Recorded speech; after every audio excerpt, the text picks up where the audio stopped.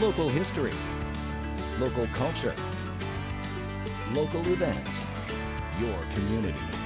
This is the Joe Kelly Show. Hi there, everybody. Welcome to the show. Thanks for joining us. Cheryl Pula is our guest. Cheryl is out with a new book, and we're going to be talking about that book and some of her lectures and other things that she's up to. She's a very busy woman. But before we get into any of that, we're going to say welcome. Good to see you. Same here. Good to see you again. And the book is Against All Odds, 8 Historic Events, and it is so new that this is the first time you've been out talking about it. What are the 8 historic events? I've got the copy here, so I probably shouldn't test your memory, but the one that intrigues me is the one on the cover. Right. And I was up there in Lake Really? Placid for that historic event, and that, of course, was the Miracle on Ice. Right. Yeah. Yeah, this one is a compilation of a whole bunch of different things. It was published June 3rd. I don't even have my copies yet. So, but 5 of them have to do with military history. The other 3, like the 1980 Olympic hockey team, are non-military events. The 3 non-military ones are the 1980 hockey team, the Miracle on the Hudson, the Sully Sullenberger and his airplane, and the Apollo 13 explosion in 1970. The military events are the Battle of Little Round Top, the defense That's at Gettysburg. At Gettysburg, right, in 1863. The defense of Rorke's Drift during the Anglo-Zulu War in South Africa. If you saw the movie Zulu back in 1964, that was based on it. Right, Michael Caine. Michael Caine, right, that was his first movie. Yeah.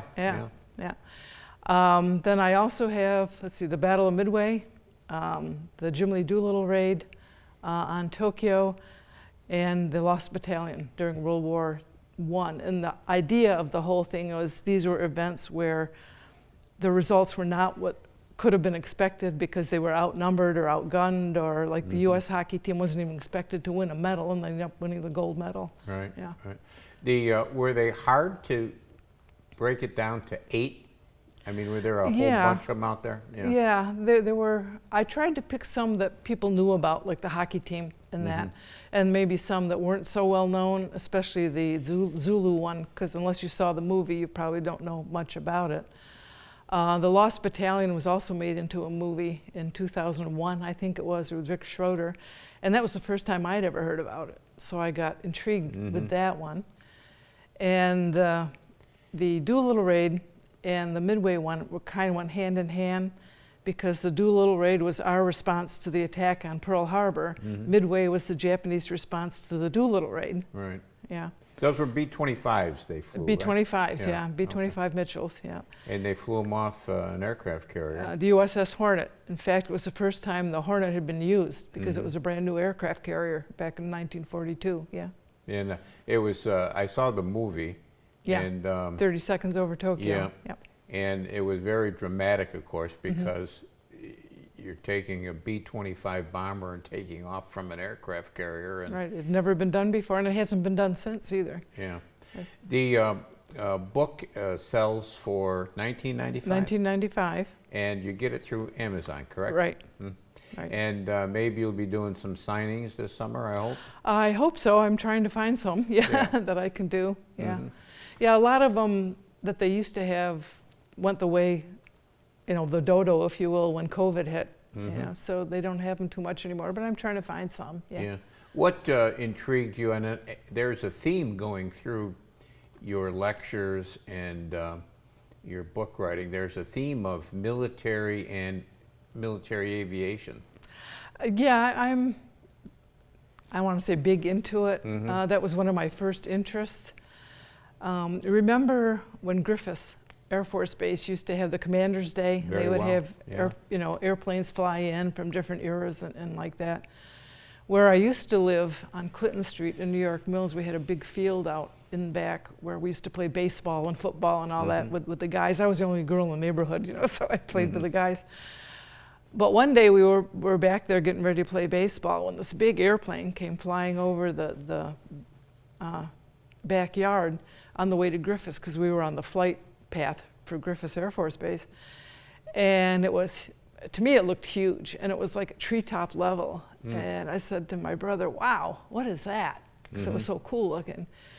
And he kind of looked at me like, little sister asking a dumb question.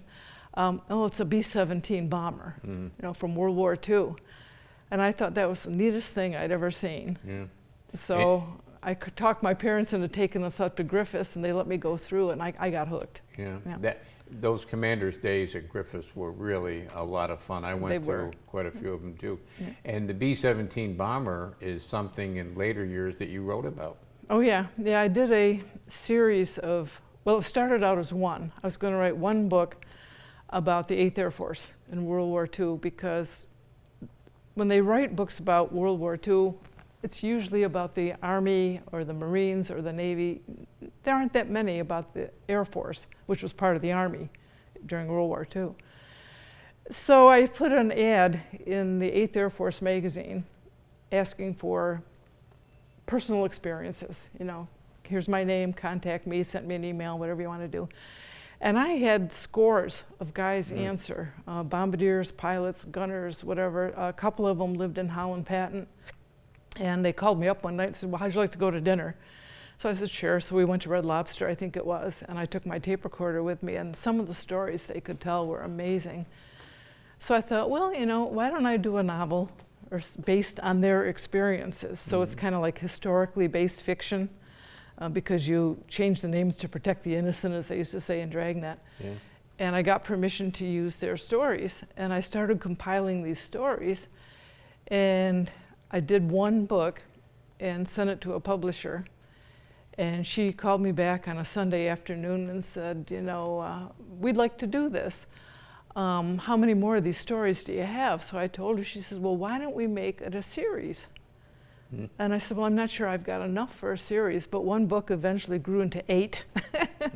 So I have 8 starting in February of 1942 with some guys going through basic training to become pilots, and ending in May of 1945 when the war in Europe ended.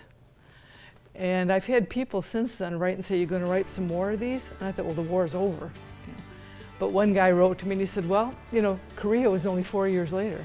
And they're young enough that they could have gone to Korea. And those 8th Air Force books are still available on Amazon? Oh, yes. Yep. Okay. Yeah, Good. they have them and I have them. All right. Cheryl Pula is our guest. We're talking about her newest book, and it's Against All Odds. Short break, right back.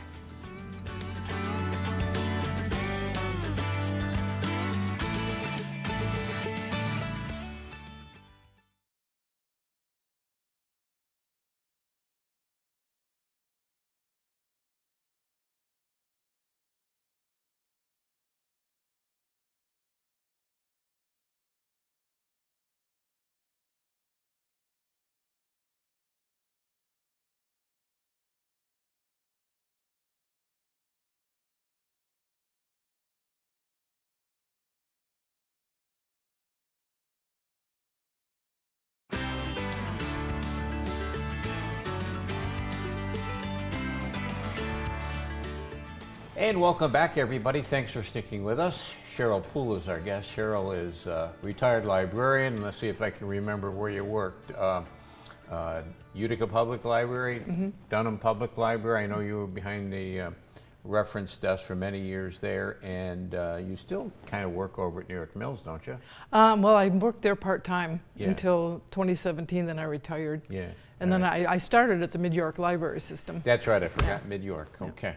And she's out with a new book, and the book is Against All Odds, 8 Historic Events. And we've been talking about some of those events. Miracle on Ice, what happened in Lake Placid in, what was the year? 1980. 1980. Yep. And boy, I'll tell you, it just captured everybody's heart and imagination. And I remember being up there, in fact, taking the Adirondack Scenic Railway up there, and all anybody could talk about was the U.S. hockey team. And it came at a really great time if you go back and you think about it. This was in 1980, the tail end of the 70s, what was going on at the time. That's when we had the big long lines at the gas stations. Remember that? I do. Where you could only get gas on odd and even numbered days depending on what your license plate said. Yeah. The Iran hostage crisis had just happened in like December or November of '79. And the country was not doing too well at the time, and they needed something to really boost the morale of you know, the whole nation, and that did it. A bunch of college kids came out of nowhere and not only beat the Russians, and it wasn't the Russian game that got us into the gold medal, it was beating Finland 2 days later. Right. But everybody remembers the Russian game because just before the Olympics happened in February of 1980, our hockey team had played the Russian national team, they called them the Big Red Machine, at Madison Square Garden and got trounced 10-3. So everybody thought, oh, here we go again, you know. Yeah. And then just a couple weeks later, it was the other way around. We didn't trounce them, but we won. Yeah.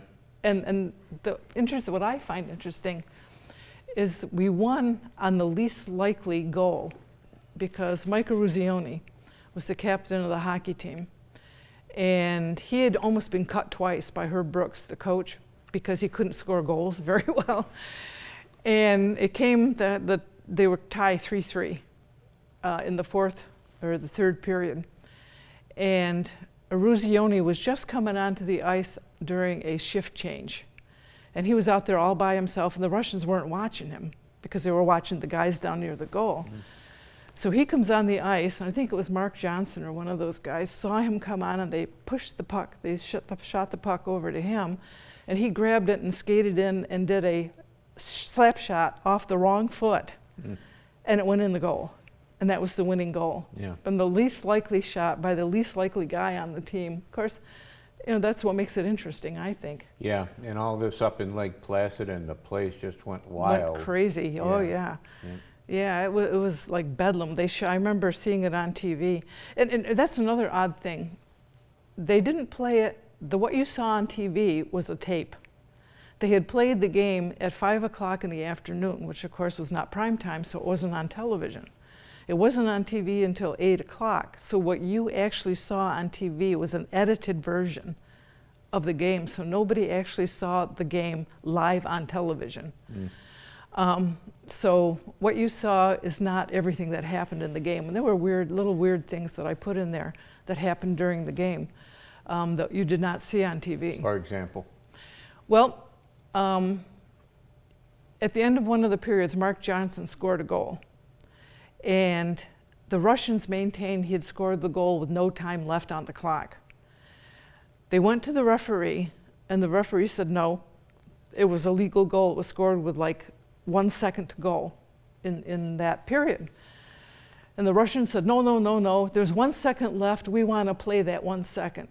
So by this time, the teams had gone into the locker room. So they called them back onto the ice. So a couple of our guys came back, a couple of the Russians, including the goalie, came back, but nobody else.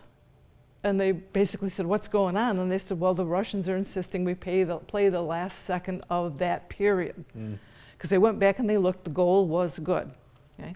So they get on the ice, they stand around for 1 second, 1 second ticks off the clock, they go back into the dressing room. But they didn't show you that on television.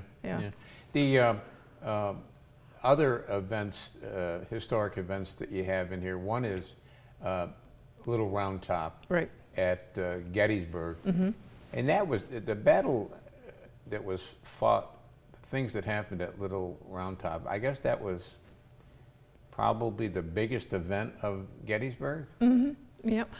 A lot of historians, of course, now say it really didn't have much effect on the battle. It depends on whose side you're looking from,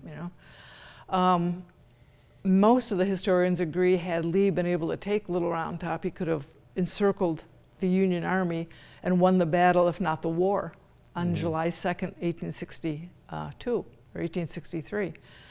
But because of Little Round Top, they held the Union held the hill. The one that I concentrate a lot on is the 20th Maine. They were the smallest regiment in that area. Was that Chamberlain? That was Chamberlain and his guys, and they were on the very, very end of the entire Union line, and had the Southern troops gotten around them, they could have flanked the Union Army, and who knows what would have happened after that. But we had some of our regiments, Oneida County regiments up there too. The 121st from Herkimer was up there. The 146th from Oneida County was also up on Little Round Top during the battle. So we did our part too up there on that hill. I'm trying to remember. I don't know how you keep all this stuff in your head, to be honest. I try. But, wasn't there a colonel on our side, on the Union side, who went up to, it might have been named Warren, who went up to the top of Little Round Top and found out that we had a couple signal officers up there, and that's all we had? Yeah, it was Governor Warren. He was the chief engineer of the Army of the Potomac. He was from New York. And they had sent him up to Little Round Top to do a reconnaissance, to kind of look around, you know, see what was what. And he goes up there, and there was a company of signalmen. And signalmen traditionally aren't armed. You know, they have the flags, they wigwag, so you know what's going on. And he got up there just in time to see the Confederate Army coming south towards the Little Round Top. And he looked around and realized, hey, wait a minute, I'm the only one on this hill who's armed, and I have a revolver, you know. And you got like 10,000 troops coming this way. So he sent one of his aides, a guy named Washington Roebling, down to find someone who could reinforce Little Round Top. Now, Washington Roebling was the engineer who planned the Brooklyn Bridge. Yeah. So he went down and he found Colonel Vincent, Strong Vincent, who was in charge of the 3rd Brigade, 1st Division, 5th Corps. And he was on his way to somewhere else when Roebling found him. And Vincent, on his own recognizance, got the men up on Little Round Top, who were the ones who eventually defended the hill against the Confederates who were coming, all because Warren went up there to take a look around to see what was going on. Yeah. And if my memory, it's been a while since I've been down to Gettysburg, but I think there's a monument of Warren standing on a boulder at Little Round Top. Right. Yes? It's right up on Little Round Top. It's one of the most photographed monuments on the battlefield, because if you get up there and you stand on Little Round Top looking out like he did, and it's a statue of him with his binoculars looking out over Devil's Den and that, at sunset, you can get some really good photographs up there. You make me want to go back to Gettysburg. Maybe a trip is in the offing for this summer. Cheryl Pula is our guest. We're talking about her new book, Against All Odds, available through Amazon. Short break, right back.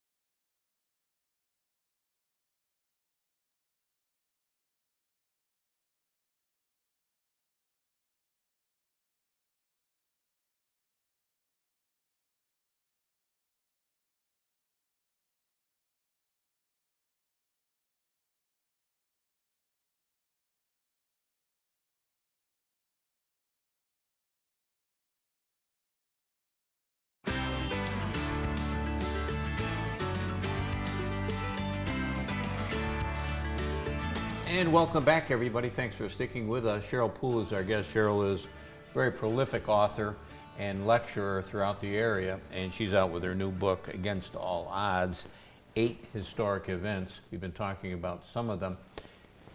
Does some of the research that you do, have you used this for your MVILR lectures that you do? Actually, yeah. In fact, that one, and I did a series of 8 books on unsolved historical mysteries, all of which are based on lectures that I gave at MVILR. In fact, I'm working on another one now on famous sinkings, you know, shipwreck kind of things, like the Andrea Doria and that.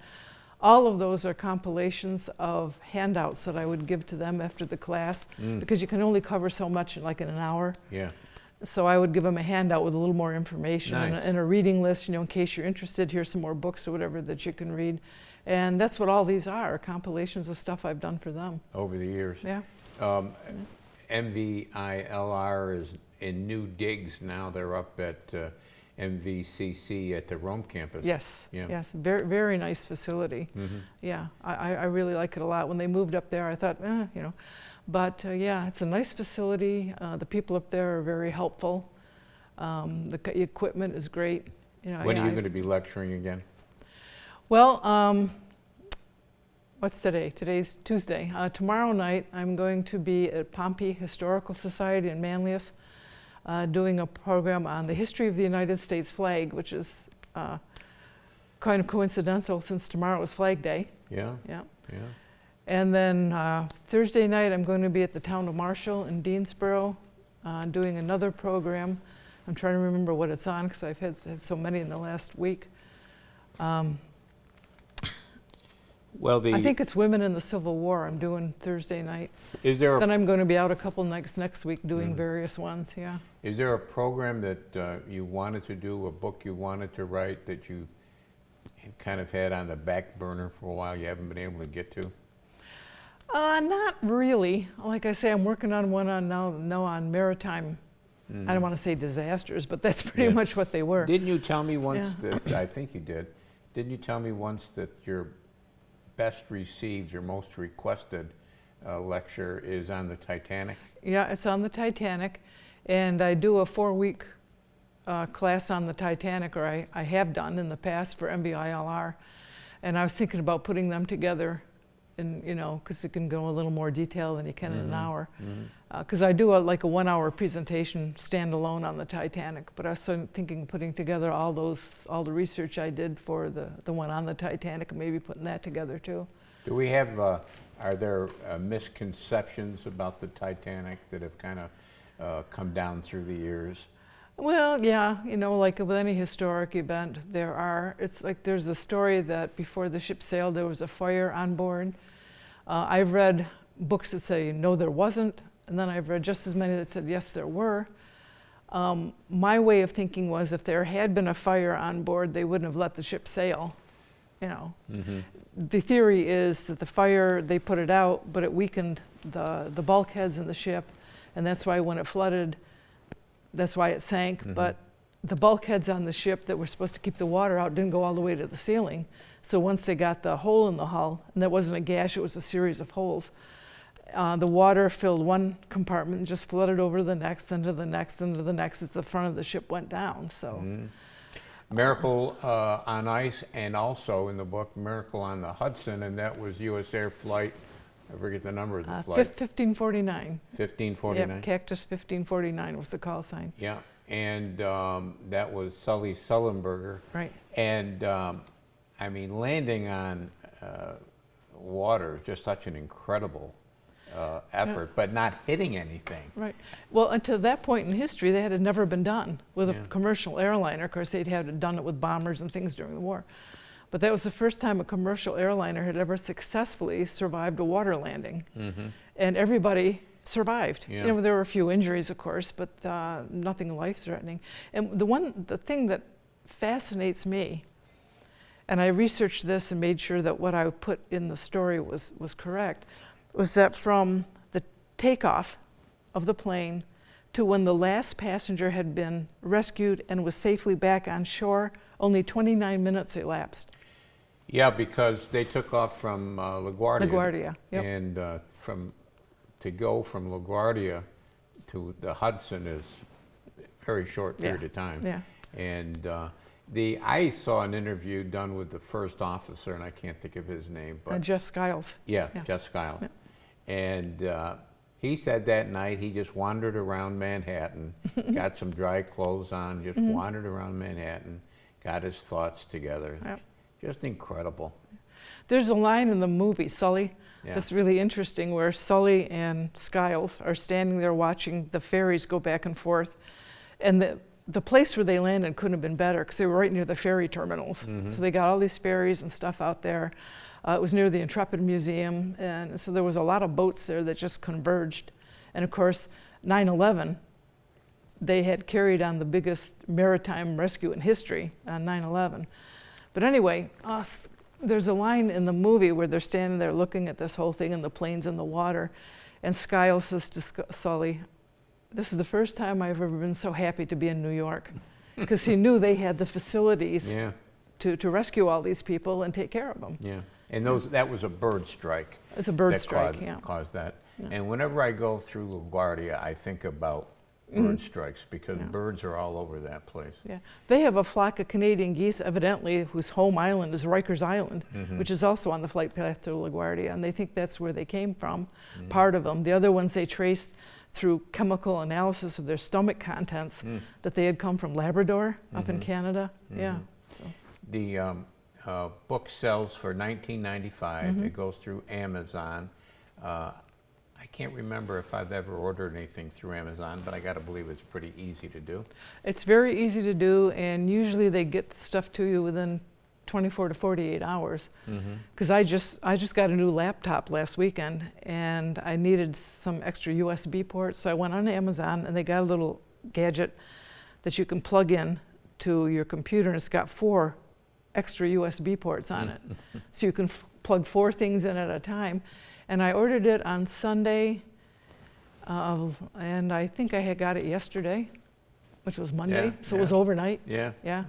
Anyway, I don't want to do too much of a plug for Amazon, but I'd rather plug your book, Against All Odds, 8 Historic Events by Cheryl Pula. She's a great writer and researcher. And how's your brother's book doing? He wrote the book, 117th. 117th New York. Yeah, it's doing pretty good. Yeah. He sent 50 copies to my house in case people around here wanted them. And Okay. I think I've sold about half of them so Good. far. And that came out, I believe, in January Yeah. or we- late We last had year. him here this winter, Yeah. this past winter, and I told him on the air, one of the best researched books I think I've ever read. Incredible amount of research. Yeah, he does his research. Yeah. Yeah, I know because I've helped him do some of it, not all of it, Yeah. but some of it. If he finds it hard to get something, he'll say to me, okay, this is where I've looked, where can I look? Yeah. Because Well, I worked in libraries for like 40 I was years. going You to know, say, you're so- a reference librarian. Good luck with the book. Thank you. Thank you. And that's going to do it for us this week. We'll be back next week, and next time Cheryl Pula gets a book out, we'll have her come in. Don't forget CNY homepage. There's lots of good stuff there. Here quickly, what is your website? It's 8thmilitary.com. Okay. That's going to do it for us this time. Take care of yourself, everybody.